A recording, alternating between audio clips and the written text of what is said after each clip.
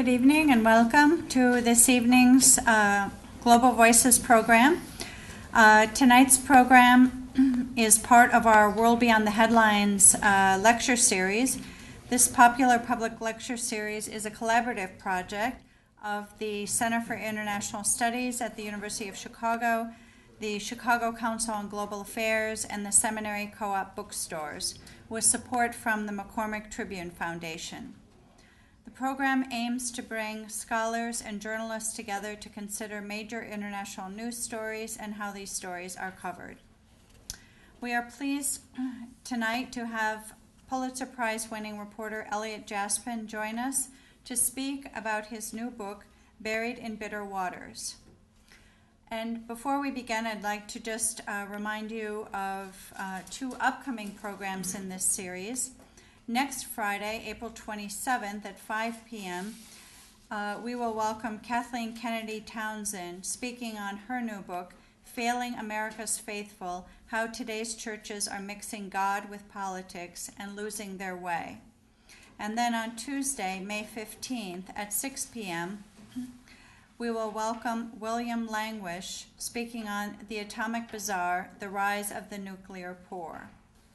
And as always, for those of you that can't make it to a program, streaming and downloadable audio and video are now available on the University of Chicago's International and Area Studies Multimedia and Outreach Source at the Center for International Studies website, so you can check that out. And now we'd like to welcome Elliot Jaspin. Thank you.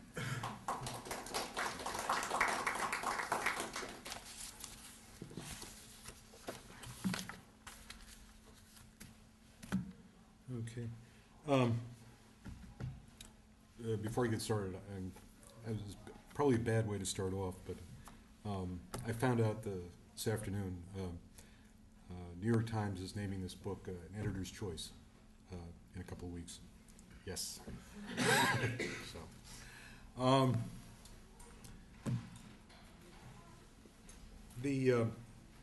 back in 1998, I was working on a story on food safety, and so I was in a little town in Arkansas called Berryville. They have a Tyson's chicken plant there, and I'd been there about a day and a half, and I was between interviews. I had some time to kill, and there was this little local history museum in the town square, so I thought I'd go in there and take a look around. And it was a really eccentric place. There was one room that had all antique embalming equipment. It's probably the best exhibition of antique embalming equipment I've ever seen. Anyhow, I'm wandering around, and on the wall is this photograph of sort of a ma and pa kettle from about the 1850s. And so I wandered over, took a look at that, and then below the photograph was this guy's will. So I'm sitting there, and I leave my suspenders to Uncle Fred and that sort of thing. And a few lines down it says, "And to my beloved wife Bessie, I leave my 5 slaves." It's interesting. My first reaction, and I think it's reaction of almost anybody when they just stumble across the artifacts of slavery, is one of shock and horror. I remember being down in the Caribbean, and we pulled into this port, and there was this cage in the middle of the town square. And so I asked somebody, what's that about? And he says, well, that's the slave cage. That's where they kept the slaves that were being sent to market, to be sold off. But my second reaction when I read that line was sort of a consternation, because, again, I'd been there about a day and a half, and I hadn't seen a single black person. And this will told me blacks had lived in this town. So for the next few days, as I'm going around to the different interviews and seeing things, I made a conscious effort to see if I could find any blacks in the area. And if you've never been there, this is sort of like Branson, Missouri. It has a lot of these country and western parlors and whatnot. So there's a lot of there's a lot of restaurants, there's a lot of entertainment, and there's a lot of people coming through. And I even got down to looking into cars as they went by to see, maybe there's a black in the car. Nothing. Not a one. Last day, last interview, last question, I asked this woman, I was just curious. I said, I've been here now for 5 or 6 days. I haven't seen a single black face. How come? She says, oh, Klan keeps them out. So, oh, got it. My specialty is something called computer-assisted reporting. What I do is I take government databases and analyze them for news stories. So after I got back to Washington, I was curious, and I went to the 1990 census data, and it was in a database, and so I asked the question, show me all white or virtually all white counties in Arkansas. And I didn't think there would be many. And about a third of the counties came up. And I was like, this is not right. So then I expanded the search and I said, well, show me all white counties in the South. And more counties started coming up. And then I expanded the search and I went, the border states, the North, more and more counties kept appearing. I was like puzzled. This made no sense to me. As luck would have it, as I was doing this, it took several days. One of the Cox newspapers, one of their papers is the Atlanta Journal-Constitution. So somebody was up from the Atlanta Journal-Constitution in the Washington Bureau, and we were chatting, and I said, this is the damnedest thing, and I explained what had happened.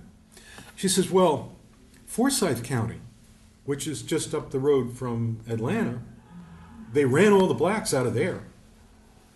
And I was like, excuse me? I never heard this. So then I started to wonder, is what I'm looking at the legacy of blacks being driven out of a county? It seemed far-fetched, but it was, a theory. So I wrote a small computer program. I got historical census data, and the computer program, very, very simple. What it did was it sorted by each county and by year, and I did from 1890 to 1930. Later on, I went back to 1880, and I said, show me counties where there was a drop of 50% or greater in the black population between 2 census periods. And I ran the program, and I figured 2, 3, maybe 4 tops would come popping out. Hundreds came rolling out.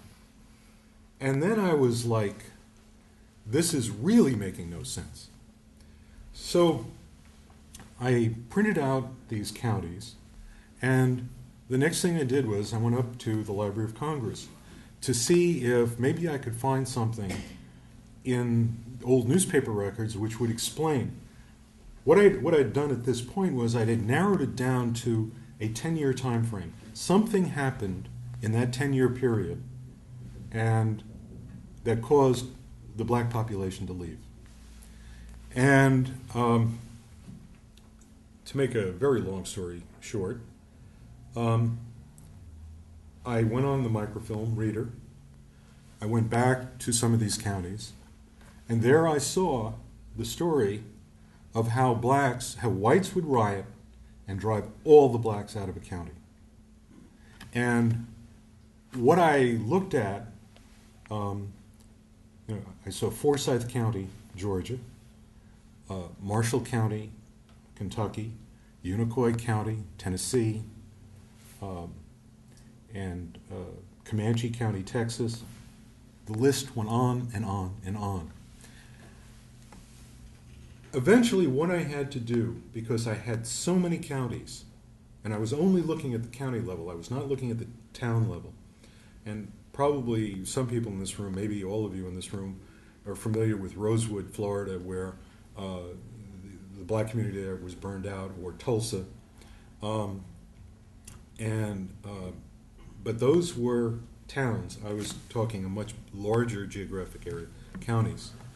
And when I had so many counties that eventually I had to come up with some way to limit this so that I could get my arms around it, so I could begin to investigate it.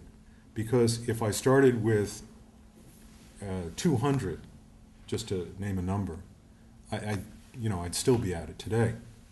So what I came up with was a set of standards that are the basis for this book. The standards are these. First of all, it had to be county-wide. Secondly, it had to be relatively sudden.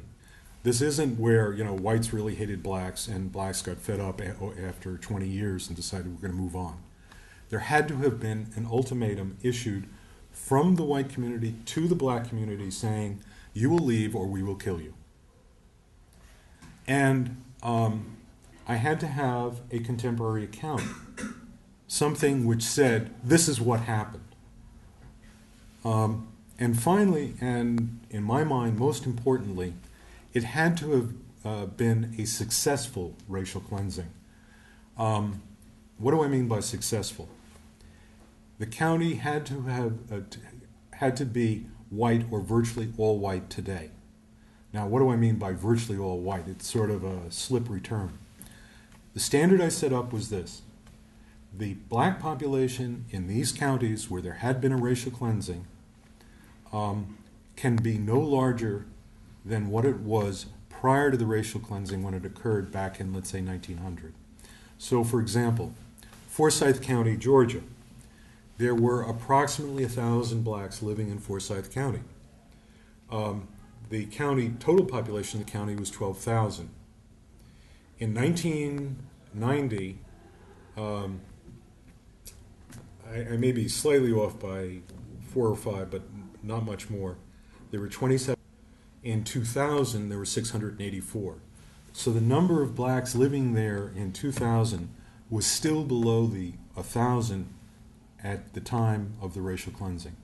So that makes it, in my mind, white or virtually all white today. And even when I constricted it to that group, that small group, I still had to stop researching because I had too many counties. I hit a dozen, and I figured, well, that's going to be it. So that was the basis of the book, and the book is a recounting of these dozen successful racial cleansings. The point of the book, or one of the points of the book, is that this occurred. I set the standards so high, the bar so high, that I felt that no one could come back and say, this did not occur. Because the other thing I have learned through this project is the level of denial in America on race is incredible. And it has, and I have to say, I'm living proof of that. When I did this research, what I had no idea was that the trail would lead back to my own company, Cox Newspapers. And I wrote about the role that Cox Newspapers, and specifically the Atlanta Journal-Constitution, had in talking about Forsyth County, Georgia in particular. As a result of my doing that in the newspaper series that I prepared, I also wrote about it. It's the last chapter of the book. I've been demoted from an editor to reporter. I'm a pariah within the company, and the company and the newspapers that comprise Cox Newspapers are now boycotting my articles, so that sit in Washington, I write a newspaper story, and it appears nowhere. And so, that's the way things work.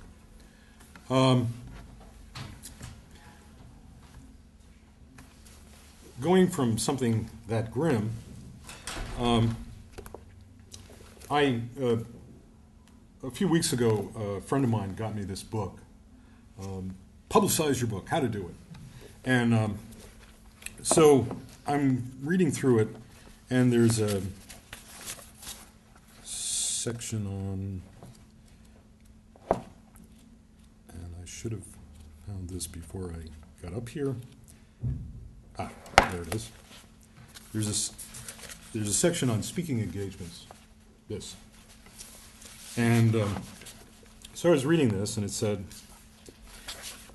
if your book is nonfiction, then create a short talk based on the key themes of your work. A straight reading of nonfiction almost never works. And I went, son of a bitch, I'll do a reading. So, this will give you a sense of what a racial cleansing looks like, or is like. This one occurred in a place called Pierce City, Missouri, that's in Lawrence County. Just to set this up so that you can get a sense of what happened, on Sunday, August 18th, 1901, a young woman, Gisela Wild, went to church in Pierce City along with her brother. And then after church was over, she left to walk back to their farm, which was along the railroad tracks. And her brother Carl had a couple of things he wanted to do in town. So she went alone, and about 15 minutes later, Carl follows. As Carl is walking down the railroad tracks, he comes to a small bridge, really over a dry creek bed. And he sees his sister with her throat cut, finger broken, lying in the creek bed. And I don't know, he didn't know if she was dead at the time, but she died within seconds of him coming upon her.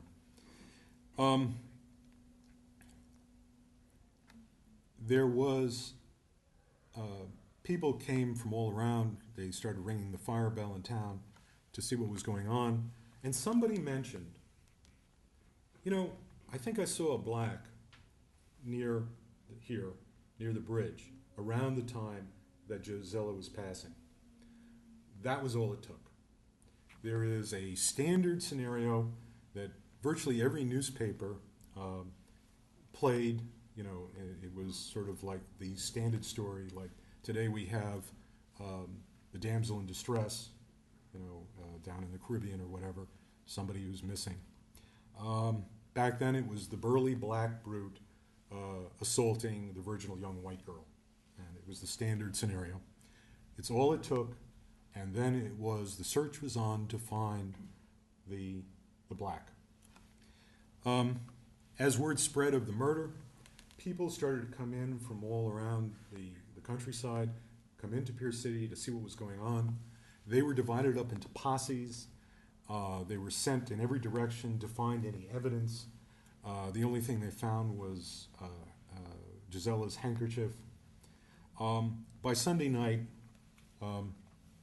they had gotten nowhere. At the same time, two ministers came into town, two black ministers. They were going to hold a revival meeting that night. Monday night. And they stayed with the Cobb family in Pierce City. Monday morning, or actually Monday afternoon, with no suspects whatsoever, they suspicioned two men in town. One was a teenager named Barrett, the other was an older black named Godley. They were arrested and put in the city jail. And so that's where we pick up with the story.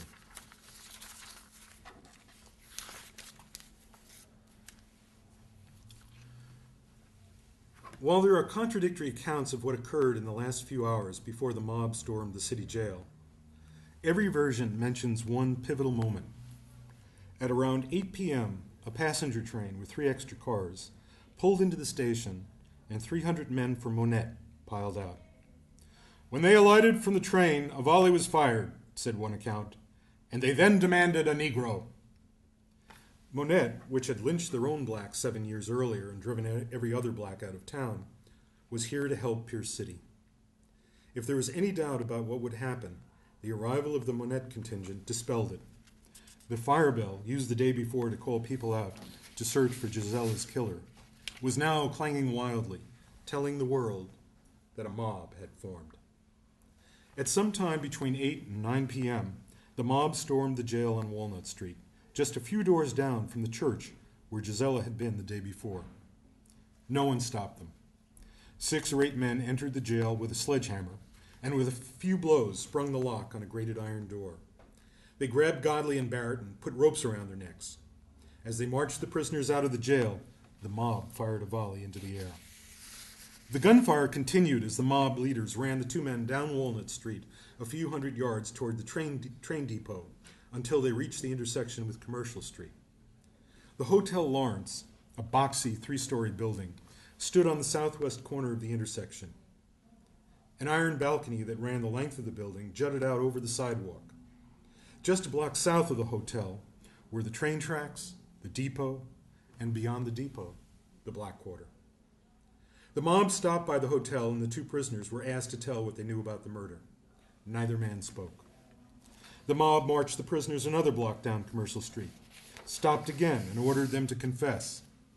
Barrett cracked. Hemmed in by the mob, a rope around his neck, the teenager said he knew who had killed Gisella Wilde. What exactly he said is in dispute. One account said he named Joe Lark. Another version had Barrett blaming Will Favors, a porter on the Frisco line who supposedly was staying with Joe Lark. Some people thought Barrett said Stark instead of Lark, and in the next few days police would look for a railroad porter named Stark. The one name he did not mention was Will Godley, a fact no one bothered to consider. Barrett was hustled away, but Godley's continued silence enraged the mob. He was forced over to a telephone pole, and they tried to hang him there. When they found the rope was too short, they marched Godley back to the Hotel Lawrence. As they stood under the glare of an electric streetlight, men in the crowd shouted, "String him up!" Someone snatched the rope tied around Godley's neck and climbed one of the posts that held up the hotel balcony. As several men grabbed Godley and boosted him up, the man on the balcony tied off his end of the rope to the balcony railing. Then they let go of Godley's body. As he started to strangle, the mob cheered. While Godley hung there, someone shouted, "Everybody, towards the depot! Get out of the way!" The men on Commercial Street took aim, and then there was the cry, "Now shoot, boys!"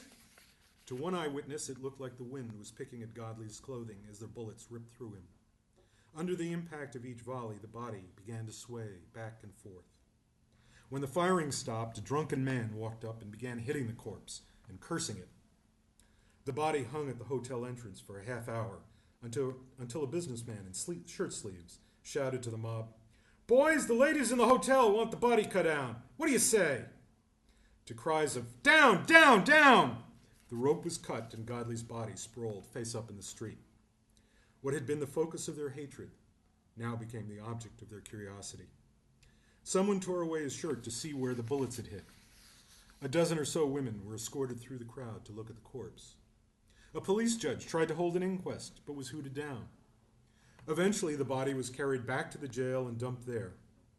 Not everyone was interested in Will Godley's corpse. From the corner where the Hotel Lawrence stood, you could look down Walnut Street to the Black Quarter. It was a tempting target. Some in the mob now crossed the tracks and headed for the home of Pete Hampton, a leader in the black community.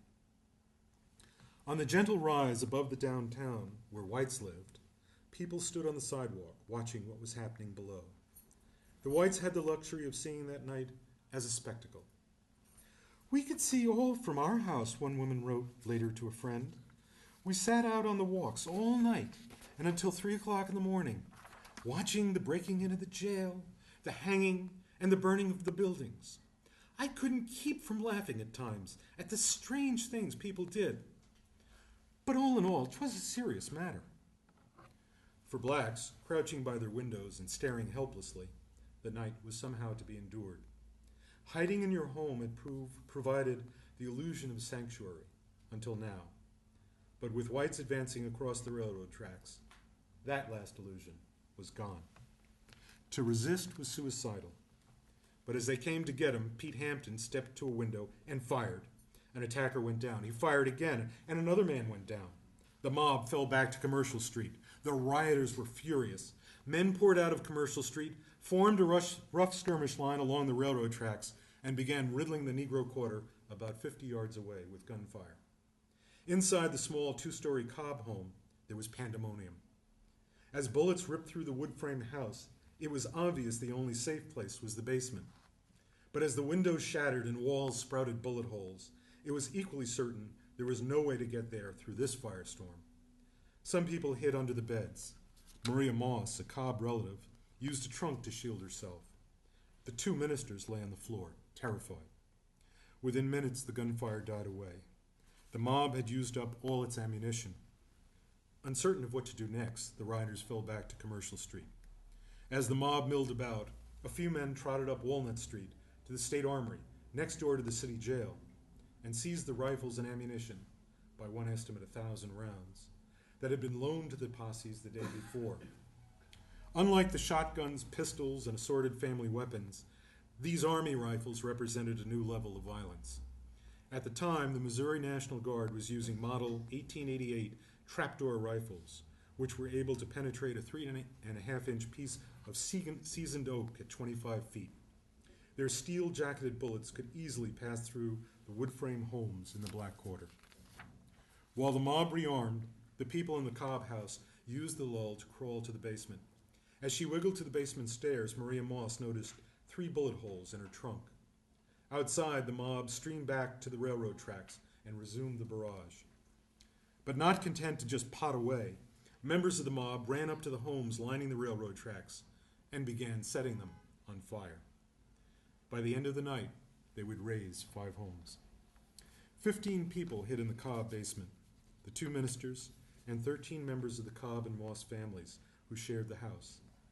As they sat in the dark, bullets slamming into the house, the unmistakable odor of burning buildings drifted across the Negro Quarter. Amazingly, none had been injured in the first barrage. If their house was set on fire, however, they would all die horribly. The only escape was to the south.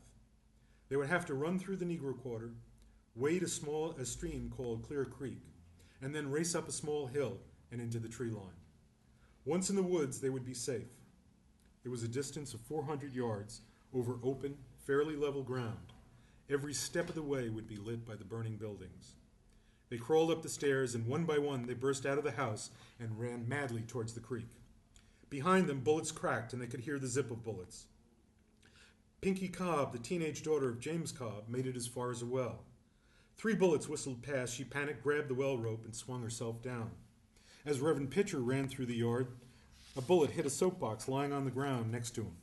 Some people stumbled into the creek and lay there, too frightened to go further. Pinky, hiding inside the well, faced a new dilemma. If she let go of the well rope, she would drown. If she clambered out of the well, she might be shot. She chose gunfire. When I got to the creek, they were still shooting at me in the light of the burning buildings, she said. I jumped into the creek and bent down low to miss the bullets. Finally, I got across and escaped up the hill. By about 3 a.m., the mob had spent its fury. Some blacks who were hiding in the woods rested, while others, like the 2 ministers, decided to get as far away from Pierce City as they could. Pitcher and Smith began walking home to Carthage. In the white section of town, people slept in their clothes, afraid they might be called out again. Most of the rioters drifted away, but a few remained to patrol. Out of the darkness, one of them called, "Speak quick! Are you friend or foe? And be damn quick about it!" Pierce City fell into a long, uneasy sleep.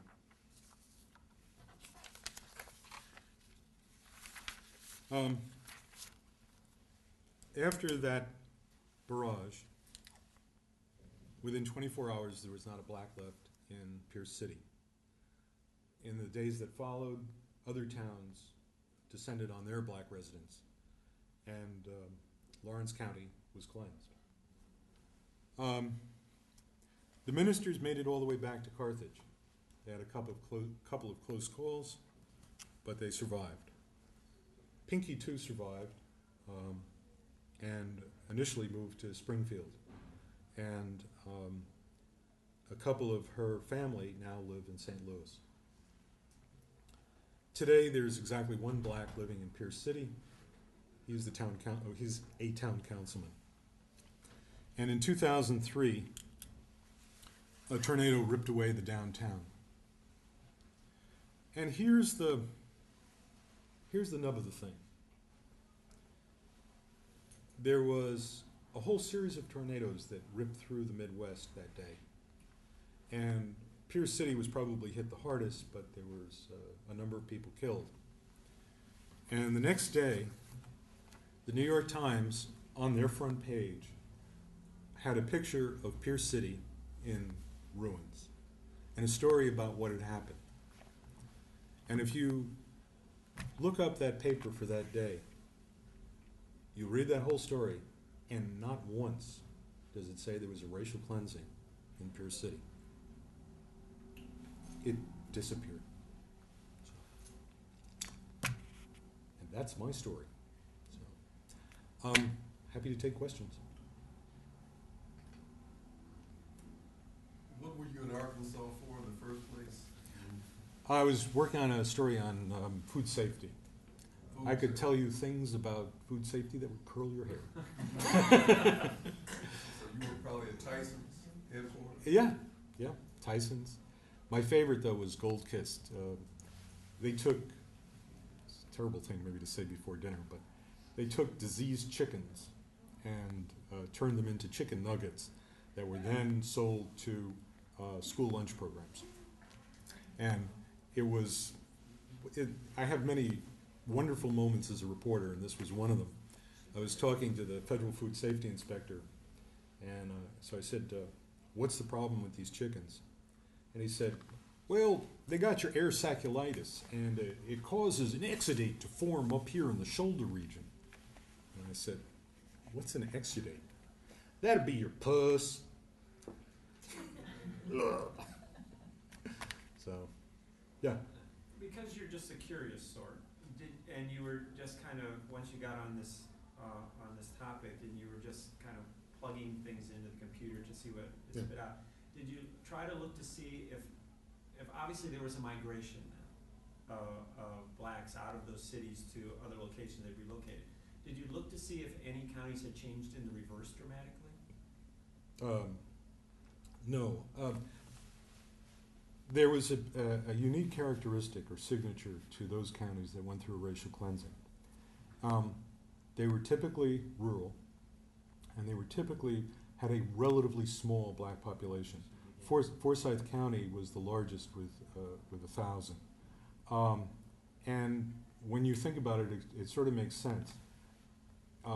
First off, it's a lot easier to intimidate a small group of people than it is a large group of people. But more importantly, if they were not economically important, then you could get rid of them. But for example, in I think it was Lowndes County, Georgia.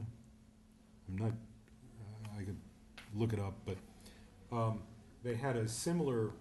They had a situation where a black farmhand killed a white farmer, and the whites went on a rampage and started slaughtering blacks. And some of it is really just gruesome what they did. Well, not surprisingly, blacks started to say, Brooks and Lowndes, two counties, Brooks and Lowndes County. Not surprisingly, blacks said, hey, I'm out of here. But in those counties, blacks were important as farm laborers. And so there you had a kind of racial cleansing in reverse.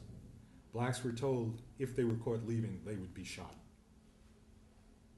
So that was the importance of economics. So then when these people leave, you wouldn't see this enormous increase in some other county because there just weren't that many. And also, they would scatter. It wouldn't be like they would get up and go to just the next county. So the communities didn't move in mass and stay together. No. They just literally fled for their lives. And then what would happen is, using Pierce City as an example, they would go they ran from Pierce City. The newspapers in the area then ran stories about how the degraded blacks from Pierce City were coming to Carthage and Joplin and Springfield, and what should we do about that, because these are these are dangerous. And so I followed one group of blacks who went to Oklahoma, and a week later there was another racial cleansing. They drove all the blacks out of town in Oklahoma, and so they were pushed and forced, and they had like the mark of Cain on them.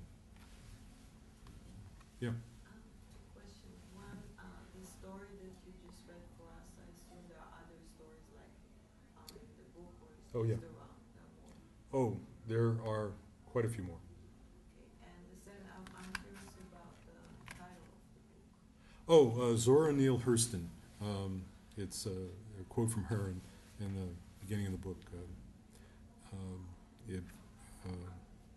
It has her quote.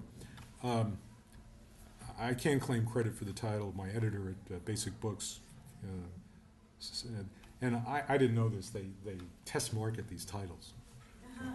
I was going to call it American Apartheid, but apparently that didn't test well. So, yeah. How do you define racial cleansing? That's a real good question. It is actually a definition that was developed by the United Nations.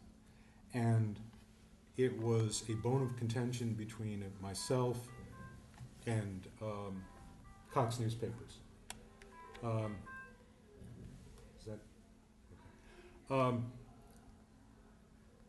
When I went back to researching this, and the thing that I have to impress on you is, at the time that I was doing this, I had no idea what I was looking at. At every step along the way, it was like, what am I looking at here?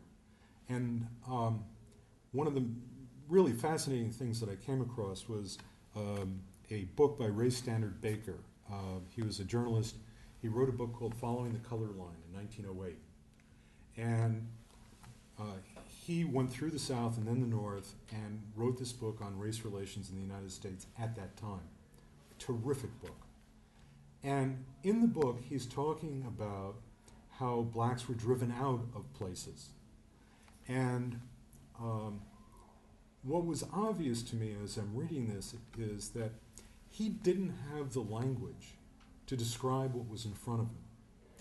And I think part of the reason is that it's a cliche, but it's cliche because it's true. History is written by the victors.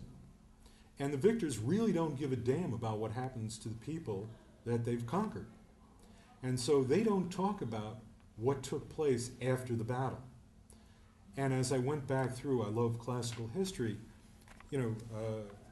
one of I consider him sort of a homicidal maniac, was Julius Caesar. And he would go through Gaul, and he would just decimate the earth, cleanse it. And in fact, he was so brutal that it became a topic of conversation in the Senate. And Romans were not what you'd call warm, cuddly people. We only get the term in the 1990s during the war in the Balkans. And what happens there, and this has to do, I think, as much with technology as anything else, for the first time, the vanquished have the opportunity to speak and to tell their version of history. And so it's traced back, the term, actually ethnic cleansing, is traced back to a press conference where the Croats were talking about what was happening to them as the Serbs attacked. And they said, what's taking place here is ethnic cleansing. All of the Croats are being driven out of this area. And that's how the term begins. And in a way, it's an unfortunate term because the word cleansing implies you are somehow purifying something, which obviously isn't the case. it has a sort of a sardonic ring, though, to it, because it was the victims who gave it this term. Eventually, the UN develops their own definition, and basically what they're saying is it's when one group of people drives another group of people out of some sort of defined area. Now, I have the UN definition is actually in the book. It's right in the introduction.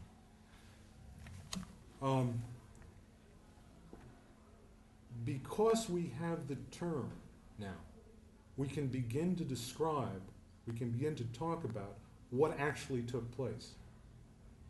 And I invite you, for example, I hope I'm not taking too much time on this, but words, I live for words.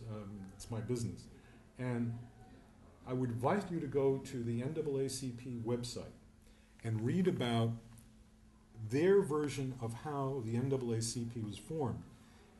They talk about it as a riot that occurred in Springfield, Illinois, back in, I think it was 1909 or 1910, I don't remember exactly when. It wasn't a riot. It was a racial cleansing. There were signs put up saying, blacks must leave. But at the time that the NAACP was formed, and even till today, they didn't have the words to explain what was in front of them.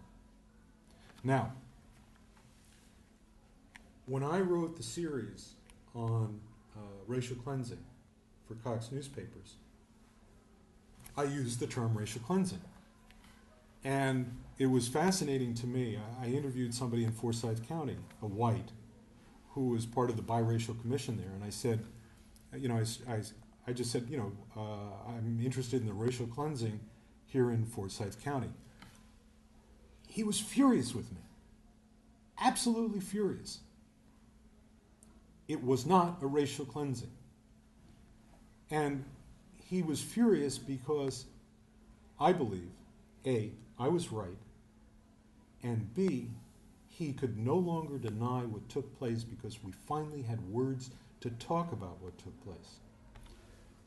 When I wrote the series, I used racial cleansing throughout.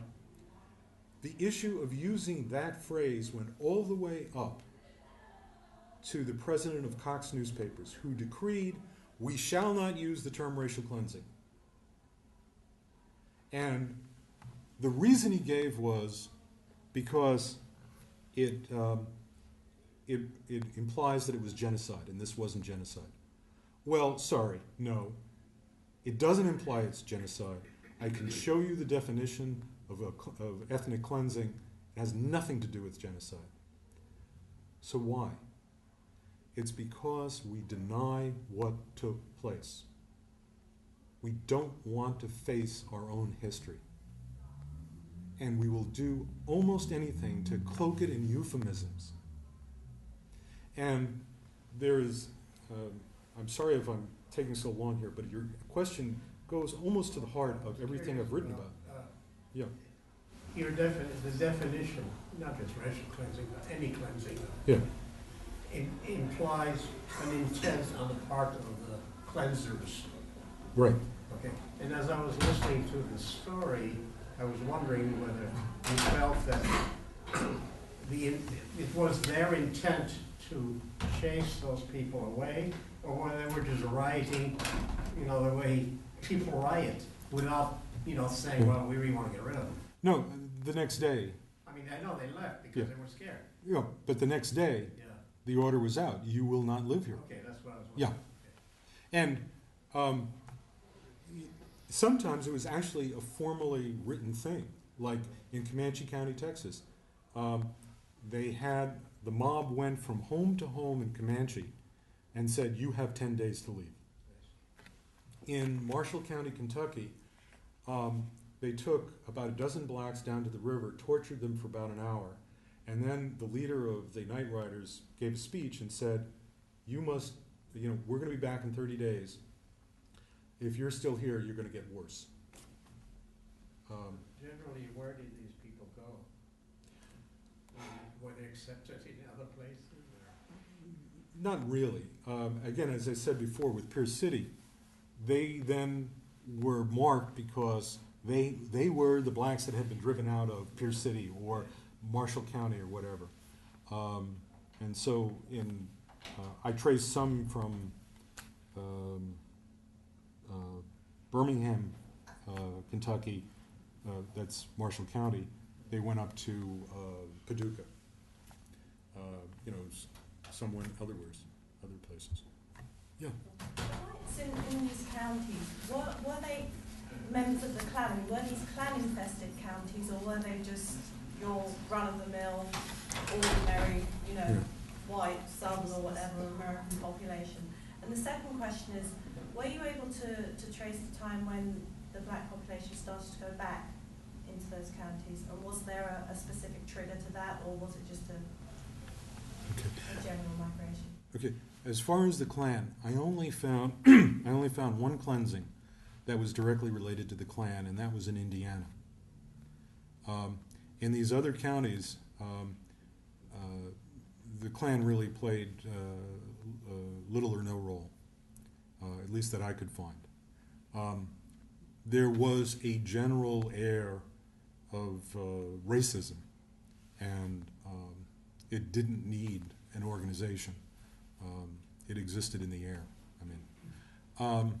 Your second question was, triggered to move back. Well, here's the point. With very few exceptions, blacks did not move back. And one of the things that was surprising to me was that how we view geography. I'm white, I'm from New York, I read the New Yorker. I know that, sort of humorous cover which has a picture of New York City, and then there's sort of the middle of America, and then there's California, and that's sort of my view of the world, okay?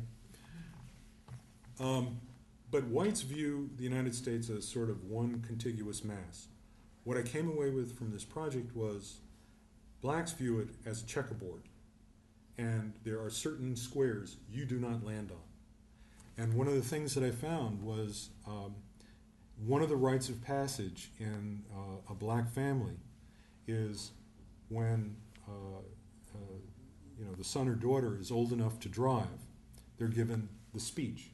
And the speech contains two things, typically. One is, here's what you do when you're stopped by the cops. And the other is, these are the places you do not go.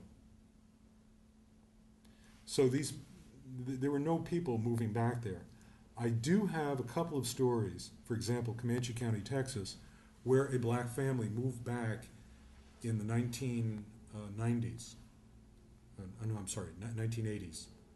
And I talk about what it was like for them to try to live in a county that had been racially cleansed. Trust me, it wasn't pretty.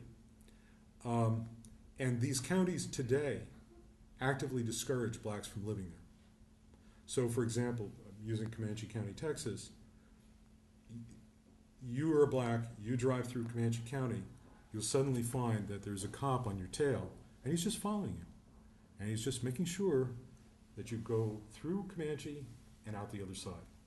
And if you don't, I think you're in trouble. I have a question. At some point in your talk, you linked tornadoes with a sort of a missed opportunity to say something about this racial cleansing. Yeah, well, I don't quite understand how that would have been, but people would have felt that that was an appropriate time to talk about it either. if each of, communities in the United States, for example, if a tornado ripped through Shiloh, the news story, I'm sure the next day would say the site of a Civil War battlefield, blah, blah, blah, blah. Or I'm trying to think of some other, sort of famous sites. Columbine, Colorado. Yeah. Which comes back with the shootings in the schools Yeah. all the time. It's just tagged to it. I see too. But, but a racial cleansing, no. That is not part of the history. In fact, in the 1970s, because this whole subject is enveloped in euphemisms and lies and half-truths, in the 1970s, they wrote a centennial, history of Pierce City. And I was fascinated. How are they going to handle this? How are they going to talk about what took place? And the woman who wrote the history said that the blacks all left after, and this is an exact quote, after a disturbing situation. That's it. That's what happened. Yeah, good. You knew the consequences that would take place. What gave you the courage and the drive to pursue this subject?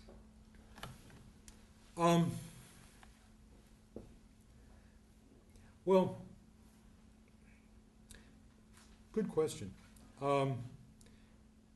It really goes to the heart of why I became a reporter. You know, I've covered countless sewage disposal meetings and sat through acres of county waste disposal meetings and on and on and on. But why you're really there is to give a voice to people who don't have a voice, and to tell their story. And as I investigated this, I realized that I was, and this is maybe me puffing myself up, but it is the truth. I was the last best hope for these people who are absolutely innocent, whose passing would never be known unless somebody wrote about it and wrote about what happened to them. And there came a point where I said, we have to tell the truth about this. This is absolutely critical. This is far more important than anything I've ever done. And so at that point, and as my two ex-wives will tell you, I am very bullheaded. So I wasn't going to be stopped. I like your answer. Yeah. You talked about how your editors took the racial cleansing as a big no way. Did you get any feedback from the black community about the terminology you used? No. It was, no, none. Hadn't even thought about it till you mentioned it, but it was, I wonder if you think they'll embrace they. I mean, at least some of them, and they is a big definition. I'm sorry? I'm saying they. I don't know exactly who they.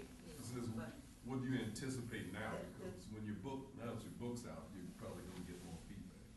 Yeah, well, I've definitely gotten It's gonna feedback. reach a broader audience. Well, what I've gotten back from the black community is, well, Jesus, it's about time. But nothing about the term racial cleansing. No, I mean, it's like, yeah, well, absolutely. I'm trying to think here. You're absolutely right. I have not had a single black say, what do you mean racial cleansing? That wasn't a racial cleansing. We just left. Yeah, no, didn't happen. Or some might just, be deterred to use it because it might be too overwhelming. No, absolutely not. To rock the boat. Yeah. Now, you said earlier on that there were over 200 counties that you found Mm-hmm. Well, that had dramatic migrations. right. But fitting your criteria, were there more than the ones you write about that fit your criteria? Oh, sure. Oh, absolutely. How many eventually? I have no idea.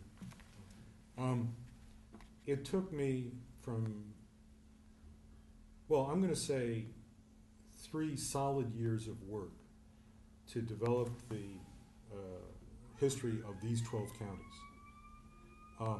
And it's I can't begin to tell you how difficult it is, because there's almost nothing there. And a lot of times it relies strictly on luck. Like Marshall County, Kentucky, I'm trying to figure out what happened there. I go to an old courthouse record, and in the records, somebody had misfiled, or I shouldn't say misfiled, the interview notes with the blacks who had been driven out, as well as the night riders. And I had the police notes, the accounts. I had these people speaking after 100 years as to what took place there. exciting moment. But most of the time, it was just piecing together one little fact and one. So I know there are many more, but how many more? I don't know. Of those, if you look at, and you said the spread of those counties were across the U.S. to some degree. Yeah. More prevalence in the southeast? More prevalent, yeah, yeah, absolutely. Would you put a percentage of that 200? I mean, just roughly. I'd say 80%. And any one state that really stood out more than another? The two that stick out in my mind are Tennessee and Kentucky. It was interesting too. There's a Folsom Historical Society. I don't know if anybody's familiar with this, but they're this private historical society that is really a powerhouse. I mean, they're just major, and they're based in Kentucky. And I remember at the beginning of this project calling them up and saying, were there any racial cleansings in, I didn't say racial cleansing at that time, but I explained the process. And they went, no, not in Kentucky. You had a question? Yeah, you said in response to the question from the lady in front of you that you felt this was a book that just had to be written. And I wanted to ask you, firstly, why, and then secondly, what do you hope or anticipate will be the reaction or the response to the book? Why it had to be written? Let me turn it around and answer your last question first, and it'll give you the answer to the first question. You come away from this with the realization that there are two histories in the United States, a white history and a black history. And we saw this in sharp relief after Hurricane Katrina. And I remember this vividly because I was in the newsroom. And, blacks were streaming out of New Orleans, and we were writing stories saying, black refugees jamming bus stations in, Louisiana, that sort of thing. And almost immediately, black leaders were furious and screaming at newspapers, how dare you call us refugees? We are citizens of this country. And, we kind of took a step back and said, what's the problem here? Well, from the white perspective, remember, this never happened. From the black perspective, this is central to the black experience in the United States, that, they're not allowed to vote, and they were driven from pillar to post. They were not considered citizens. And how dare you even imply that we're not citizens? That's the misunderstanding. And that's what I hope this book will eventually achieve, is a discussion, or at least begin the discussion on what are these two histories, and maybe we come to an American history, which is the confluence of both white and black experience. That's why it's so important. As an FYI, the only county that you mentioned that I knew of before was Forsyth. Yeah. And the reason is not because my mother's from Atlanta, but about 5 or 6 years ago, Oprah Winfrey took her whole show down there because of I can't remember the details, but some in the high school, one of the high schools, or you may know the specifics. Yeah. But she was down there. She did 2 days worth of shows, from 2 or 3, and it was just a very small amount of black people. And isn't Forsyth the home of Stone Mountain? You know where Stone Mountain is? No, but it's near there. Absolutely near there. That plays a pivotal role in this book, because when I wrote the story, it actually occurred in 1987. And what happened was there was a Brotherhood March into Forsyth County, and it was met by about 400 Klansmen and Nazis and assorted racists, and driven back.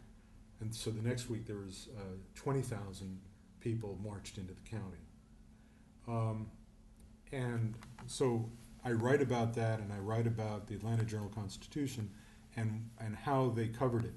And the last time that they wrote about what took place in Forsyth County, they called the racial cleansing there a legend. And so when I wrote this body of stories, the editors at the Atlanta Journal-Constitution went bananas. And to this day, they have refused to run a word of what I've written. And a little interesting side note, a few days ago, Hank Klibanoff, one of the editors at the AJC, won a Pulitzer for a book that he wrote with Gene Roberts on the race beat. And it was about how we started to cover race during the civil rights period. So he won a Pulitzer for that. Obviously advocating that, you should, cover these issues. The guy who was instrumental in making sure that my stories didn't run in Atlanta was Hank Klibanoff. Because Cynthia Tucker got a Pulitzer also, Yeah, right? yeah, right. She knows you probably? Oh, yeah. Yeah. Oh, yeah. You ought to read her editorials on this. Yeah, I will. Yeah. I don't need to read much. It won't take you long. Trust me. Yeah. Toni Morrison wrote very well about the horrible things that happened to black people in this country. Did you have any contact with her? I mean, No. She wrote a book about a town that was populated solely by black people somewhere in Oklahoma or Arkansas or something. I don't know how they got there. This is fiction. And then she wrote Beloved, which of course is gut-wrenching. And she did another novel called Jazz about black people who migrate to New York looking for work, out of need. I think that was in the 20s or something. So if people want to read fiction, I could suggest reading some of the things that she wrote. Yeah. Oh, sorry. One last question from me. Okay. Just reflecting upon then your profession really and your role in it then before you wrote this book, or maybe not your role in it, but just how the media works, because now you have this amazing insight into the miseducation, non-education, I don't know what you want to call it, of the American people, which has been perpetuated by the media, your profession. So, and you were part of that, so you were doing it as well, I suppose, before your eyes were opened. So how does that make you feel about the media now, your profession, and is there any way in which you think you could change that? Yeah, fat chance. It's a mixed bag.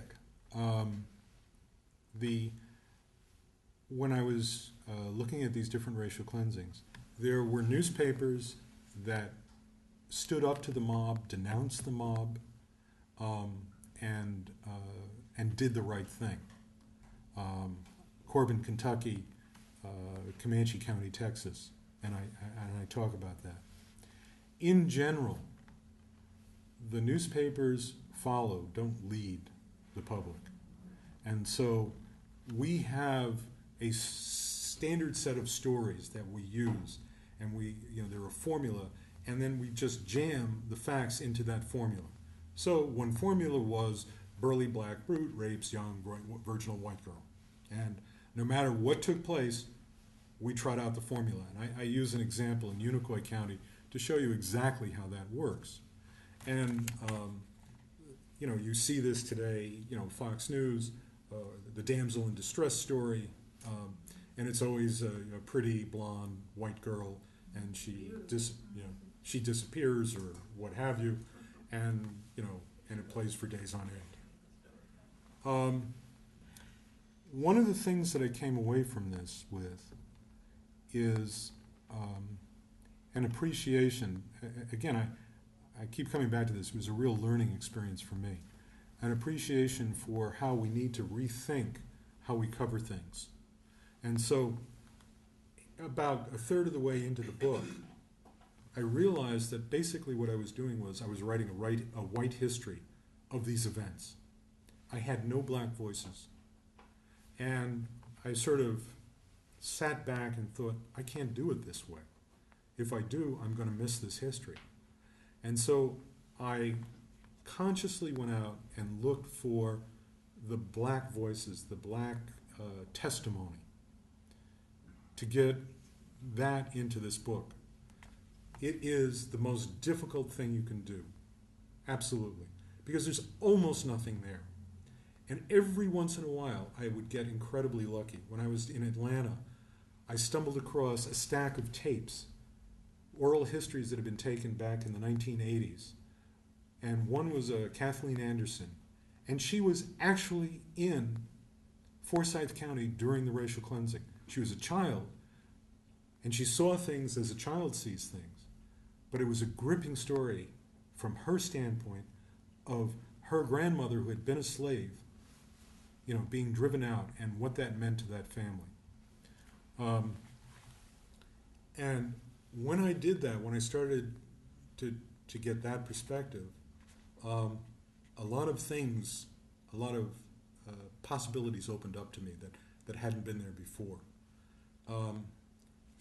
That's something, you know, it's in newspaper business we call that diversity training, which is a horrible, horrible term.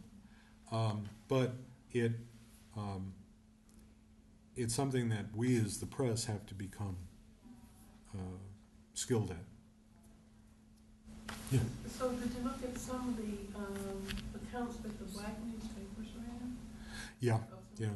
They were pretty awful. I mean, a lot of what you saw in the black newspapers was not entertainment, but society events. And I mean, about the events that happened, were they I know some of their offices would be bombed, or they would be run out of town as well, they wrote. Well, in the towns where that I was writing about, there was no black press, period.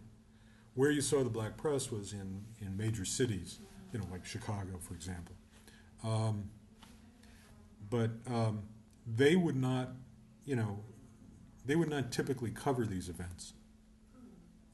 It was typically, you know, local events, society events, and that wasn't, you know, that was also the white newspapers as well. So, for example, I would go to small country newspapers, white newspapers, in the counties where the cleansing had taken place, and they wouldn't write a word.